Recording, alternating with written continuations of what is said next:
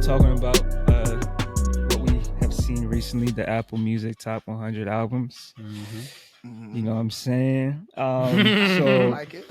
So the artists like with multiple albums, I'll give some stats. So the artists with multiple albums are the Beatles. The Beatles had 2, Prince had 2, Stevie Wonder had 2, Beyonce had 2, and Radiohead had 2. As far as albums from each genre, hip hop had 20%, rock had 18%, 16% alternative, 14% R&B, 11% electronic, 4%. And it goes down from there. Yeah. So, They love their hip hop, don't they? They be trying to shun hip hop. So They love their hip hop. Albums from each. So 2020s only have 3. Obviously, we're still in the 2020s. Yeah, so, true. But 2010s, 17%, 2000s, 11%, the 90s, 23%, 80s, 17%, 70s, 18%, 60s, 10%, and 50s, 1%. Yeah, 'cause I don't know what the hell's in the 50s. So the 90s is where it was at. Is basically what they saying. How much you said for the percentage of 90s? 90s 23, 80s 17, and 2010 17. Nearly a quarter of the fucking albums that are on this list come from the 90s. That should let you know the music that was being made in that time is still timeless decades later, bro. We done went through 2000s, 2010s. This is great music. You know what I'm saying? Come on now. 2020. Yeah. So Lauryn Hill actually received #1 with the Miseducation of Lauryn Hill, and obviously it caused some spark because what was number 2? Michael Jackson had #2 with Thriller. Come on now, talk to me. How do y'all feel about that? Because first of all, shout out to Lauryn Hill. Yeah, shout out, babe. I love you. Shout out to Miss Hill. We love you, Lauryn. She's a legend. She's a legend. And then also, because shout out to the Fugees, Wyclef, he's a Haitian fellow Haitian. But we talking about Thriller, right? Come on now. Not the game. Not the game. Come on now. Not the game.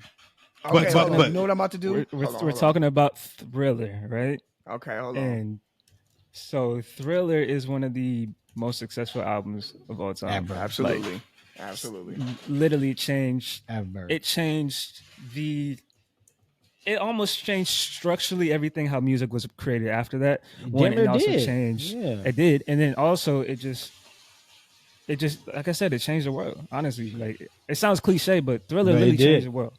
It did, bro. Michael Jackson changed the world. And I'm not saying I'm not saying Lauryn Hill hasn't, obviously, and obviously, like I don't want to start talking about like number wise or what was bigger, but I think just on a global scale, on impact alone, my sole point. I'm talking about global impact. Like everybody, the Thriller dance, bro. That music video alone changed the game, bro. Changed the game. That music video alone. That was a movie. So, and that's not even just the only record on the album. It's just like, it's so many things on the album that just changed the game. And then that's not even the only point. Why does he only have one album on the top 100? Facts. Nigga. He need about 3 of them hoes. Now that I could agree. Yeah. Why does Michael Jackson only have one album on the top 100, but Radiohead has 2, right? Because you know who made the list. If it has 2, Michael Jackson needs 2. If the Beatles has 2, Michael Jackson needs 2. Like, you know who made the list? And they have certain what is it? What's the word I'm looking for? Perception. I don't know honestly, I don't really know who made the list. Against I Mike. can't say. People look at Mike. I can say that. Yeah, I know Apple Music, but I don't know who individually made the list. I don't know that. I can tell you it ain't too much melanin behind them Apple Music. We don't know that. I can't say that. Look at that Paul. I can't say that. John Joseph. I can't Jacob say that. Heimer Schmidt. I can't say that because hold on. Let's not go there because I can't say that because I feel that. The top 5 besides the Bills is all of the same melanin. And that's how I know. That's how I know. I feel that. I feel that, but that's how I know for a fact. I know y'all musicians, y'all do music, so you know you have a certain appreciation for the art. Right. The regular nigga ain't listen to no damn Beatles. I'm gonna tell you that right now. Oh, you the regular Dagger brother and listen to the Beatles. I'm telling you that right now. The classic. But the world is bigger than Compton and St. Louis, bro. We got and it's not even, bro. It's not even just of this time though. We're talking about of all time. Yeah, all time. Yeah, right. I get that. They were walking. They were walking. The Beatles were jaywalking and shit. So I see the Beatles changed. The Beatles changed the game when it came to their music. I'm gonna keep it real, okay? This is just my honest opinion. They did not miss with this top 10. No, they didn't. I like it. On this, they did not the top miss. 10. This is as accurate as you can get when it comes down to timeless classic albums. They even implemented. Essentially, we got something from every decade. Now, you might not like the specific order within this top 10, but the top 10 nonetheless is spot the fuck on. Correct me if I'm wrong. I'll put Whitney Houston over Beyonce in the top 10. Classic album though? Yes. Now I'm gonna have to respectfully beg to differ. I'm not mad at that. Okay, look, and the Beyonce album that made the top 10, we talking about Lemonade, bro. Hey, look, Lemonade against, but not even Beyonce, like not even the album Beyonce. You know what I'm saying? So I'm like, nah, bro. Lemonade. I'm gonna keep it real with you. And I love Whitney Houston. Now, Whitney Houston's vocal range and capability, and some of her songs are way more timeless than what Beyonce had to deliver. They sing the way they sing because of Whitney. That's besides the point. We talking My love about is bodies your love, of work. bro. My love is your love, though. Don't make me pull up this Lemonade album, bro. Bro, we know. Hold on. We know Lemonade, but I'm saying like Whitney Houston, bro. And so I get what he's saying. I'm not mad. You took the album out my mouth. I'm not mad, but the thing is, I would replace. If we just gonna be, I would replace with Adele's 21. Yeah, you're high. Yeah, you're high. I'm not. You're high. I'm not. You are high. I'm not. You want to know what? Why? You want to know why? I'm not high. You want to know why? Why? Y'all gotta hear this. Adele 21 is literally one of the biggest sold albums I can't of all argue time. with that either, but It's literally one of the. It's literally. Hold on. Just look up Adele. Bruh. Frank Ocean. Adele, bro. Adele 21 sold 30 million pure album sales. I don't want to hear shit. 30 million, bro. 30 million. You're not gonna look up blind. It ain't. All right, hold on. What? Oh man. Adele winning though. How much you said? 30 million. 30. What he got? 20 something? What is it, Troy? It's certified platinum for sure. What is it, Troy? It's album it's more. That's not saying how many he sold though. Yeah. As of April 17th, 2023, my birthday. Hey, he sold more than 3 million copies in the U.S. In his first week of release on August 20th, 2016. The album sold 232,000 copies and had over 65 million streams in the U.S. Debuting at number 1. Okay, but look though, here's my thing when it comes down to, because I'm sure they're not allowing the analytics and the statistics of these to be the end all be all verdict. Yes. Of them placing. Okay. I love y'all. Appreciate you. All right. You know what I'm saying? All right, man. Yes, sir. Yes, sir. Send me the rest. Yes, sir. Yes, sir. Be safe, man. In a minute. Peace, man. But look, when it comes down to this, bro, so Frank, I get what you're saying. 20. I'm not saying like the whole, like the main thing would be sales, but that is a substantial. That is like night and day. 30 million, bro. And let me just look. Let me confirm. Let me look that back up just to confirm, to make sure I'm not wrong. How many albums did Adele sell at 30 million pure album sales? 21 is the highest selling studio album last 3 years. And obviously, we're not just talking about numbers, but what that album did globally, yeah, I would definitely have to replace Blonde with Adele 21. And Adele 21's in the top 20. So it's not even like she's not on the list. But the things that album did, nobody has touched.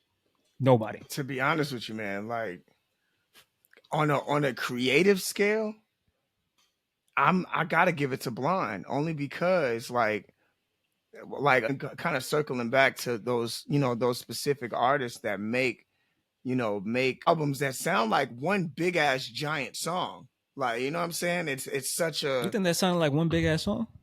I mean, not necessarily one big ass song. Of course, there's a multitude of songs within it, but the flow of everything, the overall flow of everything with that album, Blonde, man, it's light years better than 21. 21 years is crazy. Yes. Look, listen to me, because I've consumed both of them. So it's I'm people like, getting married to her album still, bro. Set fire to the rain, rolling in the deep. Rumor has it.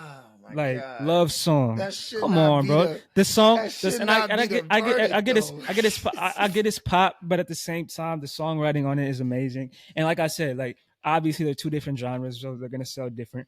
I'm just saying the things that album did, and I feel like everything in totality has to matter. Like obviously, sales shouldn't be the forefront on what an album does, and I don't, you know what I'm saying? I'm not saying Adele 21 deserves to be in the top 10 because of the sales. But that's also something. If that album was the most sold, like the biggest album in the last 23 years, as far as sales go, like, come on, what are we talking about? That don't matter, man. What are we talking about? What are we talking about? What are we talking about? I can't. What are we talking about? I can't allow numbers to be the deciding. I'm not saying verdict, it's just the bro. Numbers though. I'm not saying this is. But you got to look at that. You want the numbers to you want the numbers to push people up in the list order, when in actuality that has nothing to do with the songs, and it's not negating the greatness of Adele's songs because they are fucking iconic. You know what I'm saying? It's just like, first we got. I'm just saying the greatness of the album in totality. That's all I'm saying. That's what I'm saying. We have to consider the album. No, we have to consider versus what the album did, the actual body of work, and how they have striking differences versus which one sold more or which genres and which one. It's about not just the impact, but the actual the feel of the album. You know what I'm saying? So do you think Blonde is better than Channel Orange? Yes. By a hair though. Because he's kind of in the same vein. This is first of all, when it comes down to Channel Orange, it's so nostalgic hearing that fucking Sony Computer Entertainment sound from the PlayStation in the beginning. You know what I'm saying? But it's different textures like that Frank Ocean is implementing in his art that gives it that extra feel, that extra push on being more of a classic, cohesive piece of work, other than Adele just throwing fire ass dope ass songs together. And it's like, oh, that's not what she did. I mean, you get what I'm saying. It's cohesive. It's cohesive in the sake of its order. It's not cohesive in the sake of not the order. Him thinking of different textures and stuff to throw it into the next record. It's cohesive for its genre because obviously they're two different. So Frank has Frank is a little more, with an album like that, it's just a little more experimental and it's a little more not structured as far as just okay, let's make a song like verse, hook, verse, hook, verse. You know what I'm saying? It flows. And I appreciate albums like that. But yeah, you can't say it's not cohesive just because it's just you know what I mean? I think for its genre, for what she's doing in pop, it's a very cohesive album. It's cohesive. Sure. It's cohesive.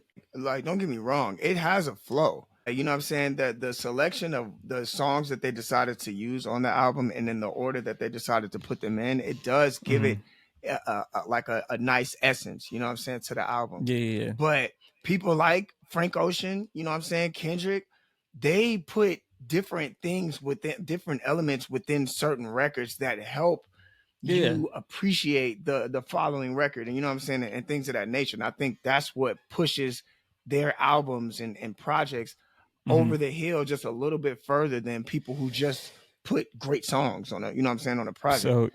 So speak to Pimp a Butterfly was not on the top 100. I can understand that. I can understand why they didn't put that on there. That is a project that more than it's going to be deemed as great to everybody, it's going to be deemed great only to the people that it truly resonated with, which is us. For Black culture, for people who are appreciating, where we come from, the jazz essence of our twist on hip hop, talking about our plight and things of that nature, that is for us. You know what I'm saying? I think it's dope at the strength of it getting the Pulitzer Prize, you know what I'm saying? But when it comes down to that being accepted by everybody, you got to realize his main single was all right. And we hate Popo. Want to kill us dead in the streets for sure. Nigga, that's what I'm saying. It shouldn't be take biased. that away from him. that's what I'm saying. I hear what you're saying, but I don't agree with that because it shouldn't be biased based off because All Right was literally the soundtrack to, and the Black Lives Matter stuff that was going on with the George Floyd stuff. It literally shot back to being number one. You know what I mean?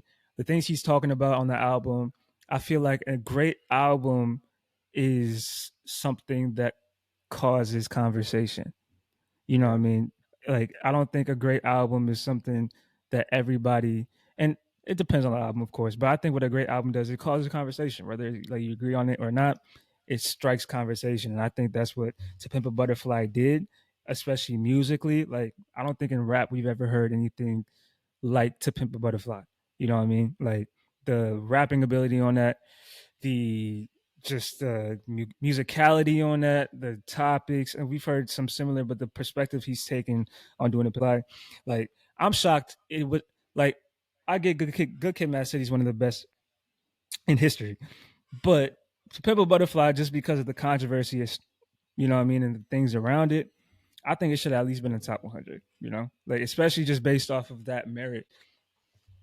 Forget if it caused division or not. I think that's what a good album does. You know what I mean? I think a good album, like I said, causes conversation, it causes debates and things like that, especially in hip hop. Like we're talking specifically about in hip hop and what the conversations around it started, on what the songs did for Black people and how it liberated Black people and how, you know what I mean, and inspired a lot of Black people as well too. Like, you know what I mean? Like it did a lot for the culture, I think. So that's just my opinion. I mean, to be honest with you, if we talking about like classic albums, and this is not to say this just off the midst of, what this Kendrick and Drake beef that just happened, but I do think, and this is, people gonna say, he's a Kendrick stan or whatever the case may be. That's fine, but I do feel like To Pimp a Butterfly should be in this list over Take Care when it comes down to classic projects. Like, you know what I'm saying? Like, and I'm not, I don't want to say that and taking away from how classic Take Care was, but I think Take Care was classic off the strength of it being in that specific time. Like, the project in itself is, it's dope, but like, when you're comparing it to other classic projects, there are a few other projects that could have definitely made that list. Take Care is a classic than number 69. Yeah, it's classic, but like I feel like it was the moment that made it classic. Yeah, because like I'm not gonna bring up that argument, but I was just like, nah, it's just like, but I'll just leave it. My Beautiful Dark Twisted Fantasy is at number 26. I don't agree with that. You think it should be higher? I think it should be way closer to the top on that list. I think. Okay, I mean, just at first glance here, I'm gonna keep it real, and this is, well, I don't know. I'm not gonna say that because that'll be wrong. Because The Chronic is fucking classic. It's a classic album. Yeah. I will put it for that second Beatles album, Revolver, like, which is like that'll make it like number 20 or number 21. Yeah, you already got Abbey Road, which is like literally one of the biggest albums of all time. It's the classic, but putting Revolver over My Beautiful Dark Twisted Fantasy, come on, bro. Like have we listened to the same project, bro? Like My Beautiful Dark Twisted Fantasy, like that's mad. That's almost like that's almost a perfect album. Yeah, you know what I'm saying? Yeah. Like it's a no skip, like for sure. What are we talking about? First of all, that is a movie album if I've ever heard one in my life. I mean, like, and as much I'm grateful he did that visualizer alongside of that. As much as a classic that David Bowie is, or you know what I'm saying, as much as a classic that David Bowie did with the rise and My Beautiful Dark Twisted Fantasy, like, let's be real. And then you put 19 Taylor's version over My Beautiful Dark Twisted Fantasy. Like, what are we doing? What are we doing? Them Taylor Swift stands, bro, they would have had a field day. What are we doing? A Kanye album before Taylor's, bro. And when did that come out? It came out, bro. It came out 2023. She just re-recorded the joints that she did on her original joint. So that's like, that joint came out last year. Yeah, and you putting that over My Beautiful Dark Twisted Fantasy? Yeah. I see what you get. Come on, what are we doing? And I get she re-recorded the songs that she did like when she was stuck in that situation and she was the masters and all that. But what are we doing? What are we doing? Yeah, I can agree with that for sure. Cause My Beautiful Dark Twisted Fantasy, but you got to realize too, like that's like My Beautiful Dark Twisted Fantasy for a lot of people, like is gonna be it's so different that it's like a lot of people can immediately shun that album away. Like for us, we realize the greatness of that album the minute we press play on that motherfucker. You know what I'm saying? Like, but I think most people do too. No, I mean, I to be honest with you, a lot of people fall short when it comes down to seeing the true like meaning and understanding why this person made this piece of work. You know what I'm saying? I think that happens with a lot of albums, but specifically this album, I know for a fact especially like I've seen videos of people who pick up piano and just start playing Runaway. You know what I mean? And people automatically know. Like, you know what I'm saying? People automatically know Runaway. Then there's so many songs like Power. You have All the Lights. You know what I mean? Like Blame Game, like Devil in a New Dress, Monster, like arguably Nicki Minaj's best verse. It's just, it's just like it's so much joints on there where it's just like, and it's not even a lot of records, it's not even a lot of songs on there. So to be able to have all those crazies, like man, like people have a lot of fillers on their albums these days, which I get, you know what I mean? Sometimes you're just trying to put some joints out. But to be able to have that many songs of that stature, I agree. It's damn near unheard of these days. I think a lot of the times though too, especially with lists like this, to just be self-reflective, like we look at this list through a hip hop lens sometimes, like versus just a overall music lens. And a lot of these records, like a lot of these albums, to be honest with you, as much as we are aware of how big the impact was and things of that nature, a lot of these albums don't resonate with us in our culture and where we come from. You know what I'm saying? You're not going in St. Louis, you're not going to be driving and pull up next to somebody bumping Bob Dylan album. You know what I'm saying? Versus, any other records or any other albums that we can truly understand, so it's like, but that's also why this is of all time. See the impact of all of them. It's like you got to give some credit where credit is due when it comes down to the impact of the moment of these albums releasing. So, oh yeah, for sure. But if we're talking about like the albums and when they release, I also think it shouldn't just be when they release. I think it should also be like since they did the list of top 100 albums, it's like, okay, where are we now? You know what I'm saying? Like now that we're looking back, what did the albums do when they came out, and what are they still doing now, and are they still being talked about, and how well has the albums aged since then? You know what I mean? yeah. I don't like that there's no Weeknd albums on there.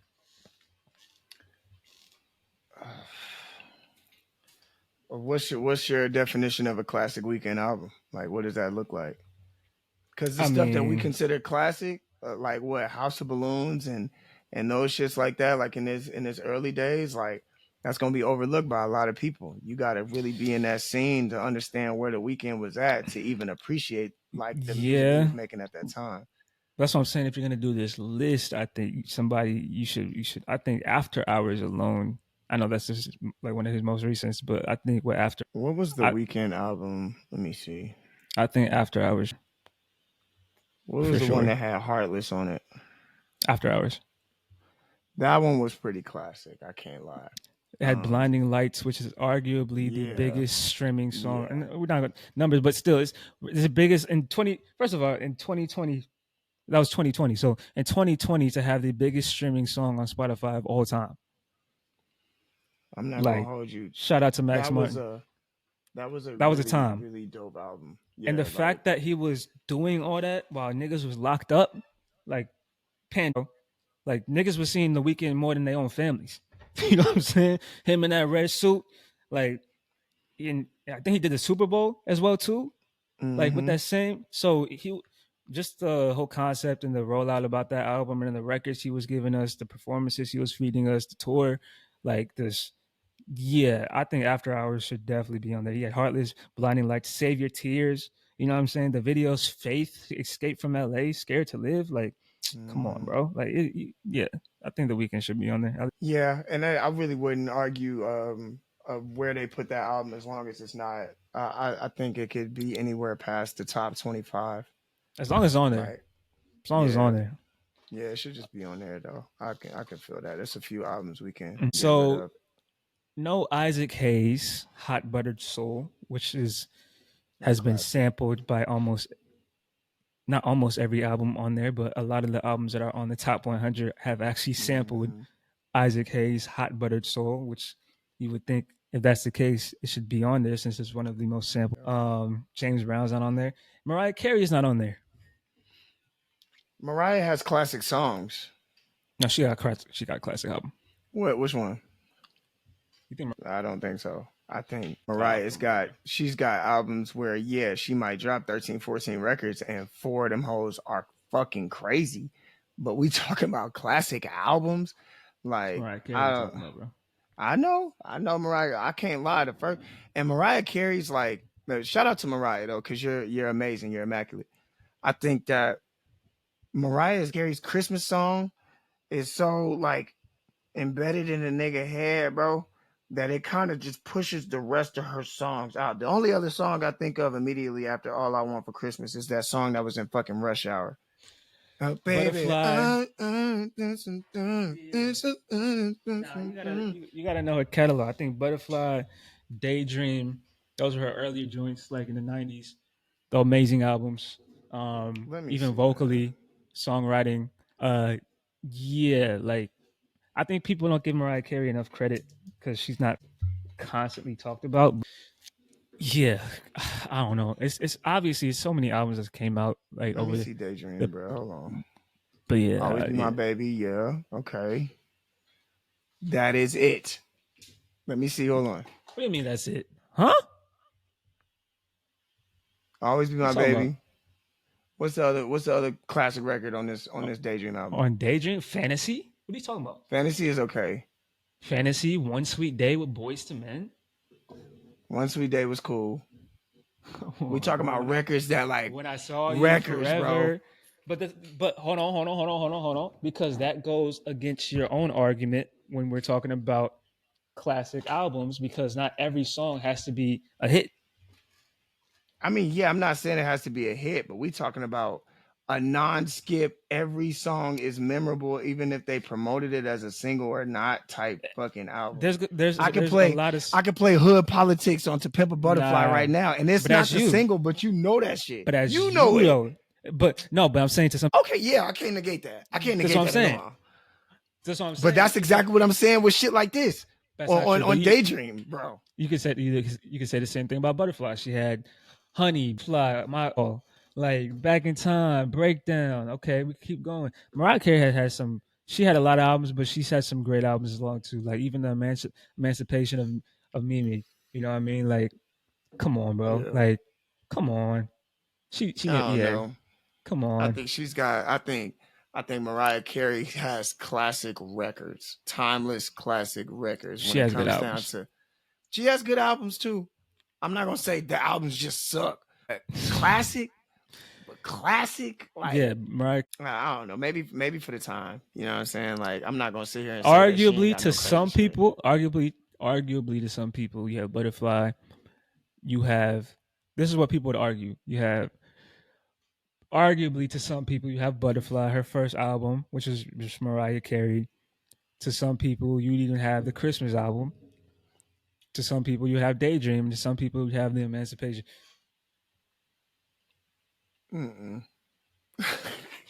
I said to some people. That's what some people would argue. I'm saying she got to be on the list somewhere. If I catch a nigga bumping the Mariah Carey Christmas album, I'm walking smooth out. You tripping. You tripping. Because I'm in that. I'm in there. Hey, oh God, I'm out. What? I'm in there. That's a classic. That's a classic. That's a classic. You don't hear nobody else. You hear what? Around the Christmas times, you hear what? Mariah Carey, Michael Bublé. Who else? Shit, I don't know. I don't be listening to Christmas music. You just a Grinch. Blow on for Christmas. You just a Grinch, nigga. And a Cadillac to put it all in. That's what's all up. I know what you gonna get for Christmas. That's what I listen to on Christmas. I don't listen to that other shit. You just a Grinch, nigga. You just I'm the Grinch from the trenches, nigga. How you talking about? Crazy, man. That's hilarious. I'm trying to think of what. Okay, let me ask you this before we go into the next spot. Which album do you think, like, that is a classic that just completely got overlooked that should essentially be on this project? I mean, on this list. Like, my opinion, I truly feel like Speaker Box and The Love Below by Outkast should have made this list. Oh. No, they on here. It's just Aquemini. Okay. They classic shit. You know what I'm saying? Which is I can't argue with that one. That's a classic Outkast album. But I truly feel like Speaker Box and The Love Below, that shit was crazy. I think the fact that they kind of somewhat coexisted on each side, but they separated themselves as like as much as they did, I think that's what made that difficult for people to kind of put that in one of the classic albums talks. But if you think about the records we got from that shit, I mean, what? Way You Move, fucking Hey Ya. We had some Happy Valentine's Day. All of these records are like, what the fuck? Like, yeah. Crazy album. Crazy album. That's a good question. I truly feel like another one that should have been up here too. But of course, it's acquired taste. A lot of these motherfuckers ain't gonna recognize. The Carter 3 should be up here. The Carter 3 should definitely be up here. Wayne gave us a moment with that. But I can understand just looking at the rest of these projects how certain albums like that probably got pushed out. Like I could see that one being definitely in like the 120 or top 120 or top 150. Of course, they got to throw that in there. But a lot of these albums I haven't heard. I think the NIM show instead That's of a classic. They got Marshall Mathers LP on there. Yeah, but I think they should replace that with the Eminem show. I don't know about that. Marshall Mathers LP. That was a classic. No, not the first one. They got the second one on there. Wait, they got the second one. No, they got the first one. It's the first one. Okay. I thought it was the second. I was going to say. Yeah, no. With Kill You Stan, Paul, Who Knew, The Way I Am, The Real Slim Shady. No, this one is... Okay, I won't say they should replace it. It's hard because... should be up there. The Eminem show should definitely be up there. Yeah, but the Marshall Mathers LP is definitely deserving. Yeah, like I thought this album was crazy.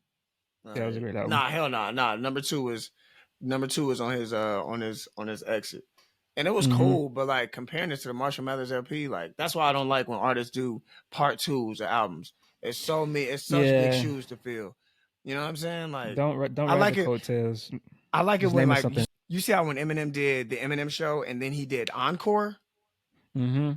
That's fire. Like where you keeping the theme going, but if the Eminem show 2 would have been like, you know what I'm saying? Like I don't really like it when they do that. Yeah, I agree. Let me see. But Lil Wayne's not even on the top 100 though.